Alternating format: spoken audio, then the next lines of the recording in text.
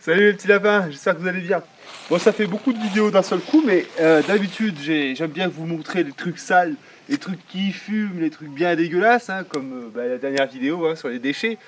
Je me dis que je suis un peu salaud avec vous parce qu'il y a des beaux moments comme cela et que je les garde que pour moi. Alors je me suis dit que pour une fois j'allais vous faire plaisir. Oh là là là là, oh que ne suis-je pas bon, ne suis-je pas bon avec vous. Et que voilà, j'allais vous montrer un petit peu là ce que je fais ce matin. Alors là on est dimanche. On est fané, vraiment on est fané. On a fait la tuerie des dames, on a fait toute la cure et tout, on est cramé. On avait envie de continuer à travailler sur le hangar, mais on n'en peut plus. Donc là on s'est dit, on va ramasser les pommes avant que ça gèle. Et cet après-midi, on va éplucher tout ça, on va faire des compotes avec celles qui sont abîmées. Celles qui sont propres, on va les mettre en cagette et tout pour les conserver. Donc voilà, donc j'avais envie de vous parler de tout ça. En même temps, je vais travailler un peu, Agnès va filmer en même temps. Donc du coup, il y a plusieurs choses que j'avais envie de dire. Déjà, voilà, vous voyez, bon, il y en a certaines qui se font attaquer comme ça. Bon là, c'est pas trop grave, celle-là, je vais quand même la mettre. Parce que là, on coupe, on arrive à sauver les trois quarts de la pomme. Mais quand elles sont vraiment abîmées, je les donne aux oies, à mes oies que j'aime tant. Et aux poules. Et donc voilà, donc elles mangent ça, ça leur donne un complément d'alimentation. Vous voyez ça par exemple, on va pas se faire chier. Et donc voilà, et donc bon, c'est toujours la même chose, hein, vous savez, le verger de poulailler, je vous en ai parlé des milliers de fois, mais c'est vraiment une bonne interaction, je trouve. Enrichissement du sol, en même temps des fruits pour les animaux, en même temps de l'ombrage aussi pour les animaux. Donc voilà, donc là, la récolte aussi, c'est un peu le moment où je vais m'apercevoir un petit peu qu'il y a du boulot à faire sur les arbres. Oui, ça c'est mort aussi, hein. Ça c'est les piafs. Hein. Mais bon, c'est pas grave, nous on partage, on est en permaculture. Et donc oui, du boulot parce que, comme j'ai expliqué, vraiment en termes de taille, là, on n'avait pas été vraiment, on était un peu aux fraises. Donc celui-là encore, ça va. Mais celui que j'ai ramassé précédemment derrière, il y a un foutoir pas possible. Donc là, quand on sera vraiment dans l'hiver avancé, qu'ils seront vraiment en dormant, ça sera le moment là, de faire une coupe drastique. Parce que là, vraiment, en termes de structure, ils vont pas du tout, quoi. Donc voilà. Donc j'avais ça à dire. Il y avait autre chose aussi, c'est que, vous voyez là, ce que je viens de ramasser, c'est à peine 2 arbres. Donc c'est vous dire à quel point même des jeunes arbres, enfin des jeunes arbres, ceux-là ils ont presque 10 ans maintenant quand même, puisque quand on a acheté ça faisait déjà à peu près 5 ans qu'ils avaient été plantés, donc là 5 plus 4, oui on est même à 8-9 ans, oui c'est ça. Donc voilà, des jeunes arbres d'une dizaine d'années, ils sont capables quand même de donner pas mal. Donc ça évidemment ça va être exponentiel, puisqu'on rajoute des arbres au fur et à mesure, qu'on défriche. Et donc là, comme j'avais expliqué avec Seb du domaine d'Alvaro, on va en intégrer encore un bon peu. Et on en a intégré entre 15 et 20, non, oui, si, ou 15 ou 16 dans la partie des dames. Donc voilà. Donc là vraiment, quand on arrivera, on va dire dans 10-15 ans, on aura vraiment une production de fruits qui sera énorme, qui nous permettra de faire peut-être un peu de cidre, peut-être des choses comme ça, peut-être un peu de vente, on verra bien. Mais donc ouais, c'est tout ça pour dire que ça sera vraiment, ça va aller relativement vite et que les arbres fruitiers, je pense que vous apprend rien, mais c'est quand même un truc plutôt pas mal.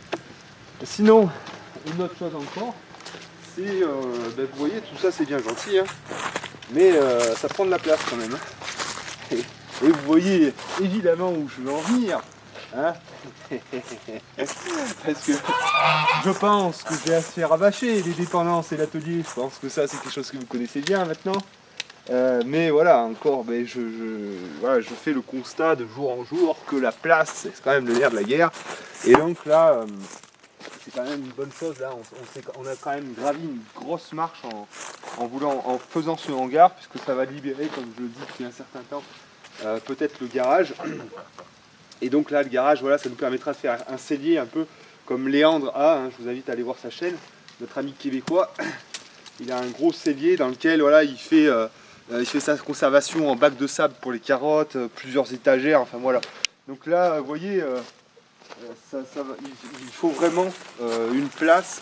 Et puis d'ailleurs, un endroit hors gel, hein, parce que des pommes de conservation ou d'autres choses comme ça, on ne peut pas y mettre dans une pièce au cas de vent où ça va geler. Il faut vraiment que ce soit abrité. Donc voilà, donc là, le garage, ça permettra cet effet que d'avoir un endroit où on pourra poser de la pomme de garde, poser des silos pour mettre les carottes, les choses comme ça, les patates, enfin tout ça, ça fait un volume assez énorme. Et donc même le garage, à mon avis, à terme sera trop petit, parce que si on imagine que dans 20 ans, on ait peut-être une cinquantaine d'arbres fruitiers énormes qui donnent beaucoup, là il faudra faire quelque chose de tout ça, quoi. Donc voilà, sinon, oui, bah, c'est toujours à peu près la même chose, hein.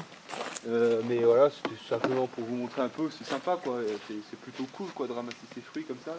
Puis ça a pas demandé beaucoup de travail, mine de rien, ça a été. Et d'ailleurs, putain, il y aura peut-être les coins aussi qu'il faudra qu'on ramasse. Mais regarde, encore il y a un arbre qu'on a ramassé, mais l'autre il est plein. Il y a un arbre qu'on a ramassé, mais il en reste dessus d'ailleurs. Oui. Il en reste dessus, et puis là, il y a tous les coins à ramasser. Donc voilà, donc ça c'est pareil. Alors ça c'est bien cool, parce que ça pourra être intégré avec la compote de pommes, hein. Le mélange pomme-coin, c'est délicieux. Et puis en confiture, ça c'est complètement fou, hein, le coin en confiture, hein. Puis alors ça c'est pas bien farouche, quoi, hein, le coin, c'est enfin, dans le sens où c'est facile, quoi. Et là encore, vous voyez, on voit qu'il y a des efforts de taille à faire, hein. C'est pas Voilà, bien joli. il est plein à craquer. Et hein, puis les il est coins plein à sont craquer. lourds. Bon, enfin voilà. Et donc, qu'est-ce que je voulais vous raconter en même temps?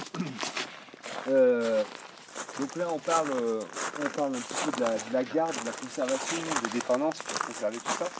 Et après, ce qu'il faut penser, donc ça c'est pour la consommation humaine, mais après ce qu'il faut penser, ouais, non mais c'est énorme, hein. L'autonomie, hein, ça fait beaucoup là, non? Mais ouais, non mais ça bon, on n'en parle pas forcément, il n'y a pas beaucoup de chaînes qui... Bon bref, vous savez ce que j'en pense. Mais du coup après il y a l'alimentation animale. L'alimentation animale, ben, quand on commence un petit peu à être avancé, bon, ben, on cherche à la produire. Et là par exemple, nous les lapins, on s'intéresse de plus en plus à leur faire du complément. Donc ça vous voyez, c'est un gros chibrax.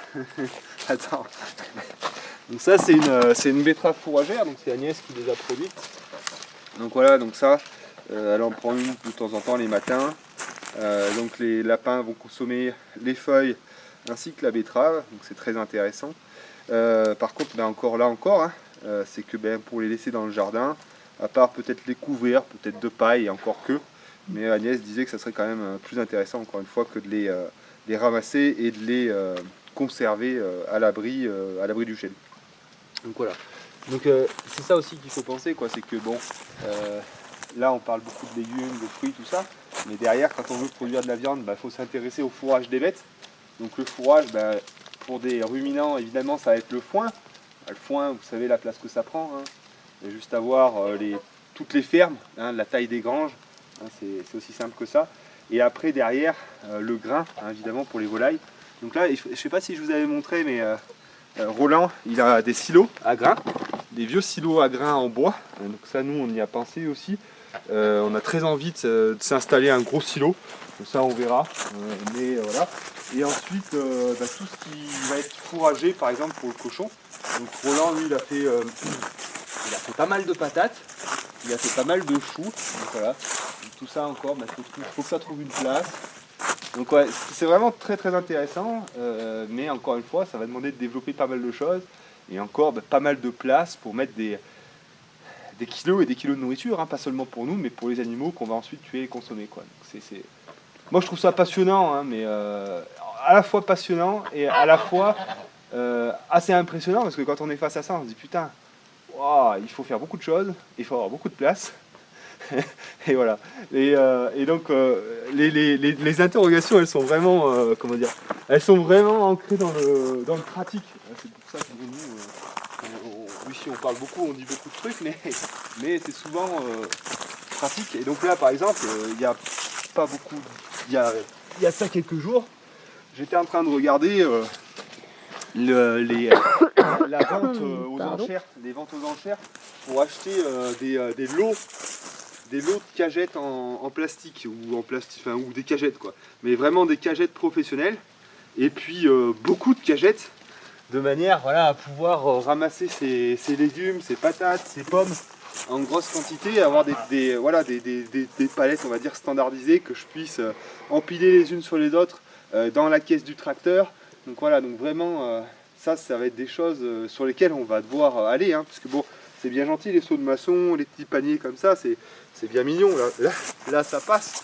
Mais imaginez hein, que je fasse ça sur des dizaines d'arbres, bon ben là hein, ça va plus être comme ça, hein. Là après c'est le tracteur, la caisse, des cagettes standardisées à l'arrière, on arrive sur un truc on va dire pas pro mais qui va y ressembler quoi. Donc voilà. Donc tout ça c'est des choses vers lesquelles on va forcément aller hein. Et ça va être intéressant, mais en même temps voilà, ça va être des investissements à faire. Alors bien sûr c'est pas des investissements qu'on fait d'un coup hein, mais c'est vrai qu'à la fin on peut c'est vrai que c'est un peu impressionnant de savoir vers quoi on se dirige quoi. Je me dis putain d'ici 10 ans qu'est-ce que ça va être quoi. Et parce que bon on a quand même pas mal progressé, on a investi dans du matériel, ça commence quand même à ressembler à quelque chose d'assez impressionnant je trouve. Enfin ouais, c'est pas de la prétention mais. Enfin ouais, je sais pas si je suis bien clair dans ce que je dis mais ouais au début bon comme je le disais, hein, c'est qu'au début on s'imagine que on n'a pas besoin de grand chose, une petite maison sur un petit bout de terrain et puis c'est bon, on est autonome, on vit sans argent, etc. Mais on est bien loin de cette réalité-là déjà. Et finalement la réalité, la vraie, est beaucoup plus intéressante que cette espèce de fantasme de la branlette quoi, hein, parce que c'est bien gentil hein, de contempler la nature, de faire du hamac, de lire des bouquins et de déblatérer sur la vie en faisant de la philosophie de bas niveau. Mais en fait, je vous assure que tout ça là, tout ce que je vous ai énuméré, c'est quand même vachement plus intéressant, vachement plus stimulant que rien foutre quoi. Voilà. J'ai beaucoup parlé pour rien dire. Hein. Enfin bon, moi je vais finir de ramasser ça parce qu'en même temps je parle, mais je travaille pas beaucoup quand je parle. Donc je vais faire tout ça là et puis voilà. Et puis qu'est-ce qu'on va faire encore aujourd'hui? Bah non, bah en fait quand on aura ramassé ça, comme je vous expliquais, on va se mettre à l'intérieur de la maison, un économe chacun, on va se mettre une petite série ou un peu de musique, quelque chose comme ça. Et puis on va éplucher ça pendant toute l'après-midi, on va se faire des bonnes compotes. Et on aura fait une bonne semaine. Enfin une bonne semaine, oui ça va. Et puis voilà, et puis moi ça me permet de me reposer parce que j'ai la jambe gauche là qui est en carafe. Voilà, et bien mes petits lapins, je vous aurais tenu la jambe pendant quelques minutes quand même. Bon mais voilà, c'est joli aussi, bah, vous avez vu qu'il a commencé à neiger un peu, hein, l'hiver arrive. C'est aussi pour ça qu'on ramasse, hein, parce que sinon ça va geler. Les panneaux étaient un petit peu... là si vous voyez, c'est un peu ça le problème, hein, j'en ai déjà parlé 1000 fois. La neige, c'est toujours un peu le problème avec l'électricité puisqu'on a les panneaux qui sont sur le toit. Mais c'est sympa là. Quand il fait beau, ça fond vite. Là c'est beau là. Puis là, il faut le vivre ça. Là ça c'est un moment particulier. À l'écran ça donne rien, mais là, vous voyez, j'ai la chaleur du soleil, en même temps j'ai les mains qui sont gelées, il y a cette humidité, ce vert là, ça là, en image ça donne rien, mais à vivre, les amis, c'est magnifique. Allez, je vous fais des petits bisous mes petits lapins et je vous dis à la prochaine. Ciao.